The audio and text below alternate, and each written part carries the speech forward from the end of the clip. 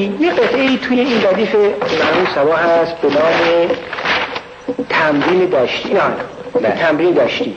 من فکر میکنم که این رو به خصوص برای دیگران نوشتم، برای تمرینی که توی مثلا روی پرده های دشتی بشه برای دیگران نوشتم. این نظر شما چیه؟ همینطوری. جالبه این. به طوری که از اسمش هم معلوم هست و پیداست این دشتی برای شاگرده و برای مشقی که شاگرد میخواد بکنه، ولی به قدری خوب هست که این جزء ردیف آمده. بله. قطعات آهنگ شده و تقریبا بدنش هم خب مشکله برای دیگران مشکل خیلی. منم مثلا که رو صدور درش بیارم، ولی البته برای من اونقدر مشکل نخواهد بود که برای دیگران. حالا اگر آقای تهرانی اجازه فرمایید خواهش میکنم آقای بدی این قطعه بزنید. خب آقای فقط یه سول بدین من فکر کنم.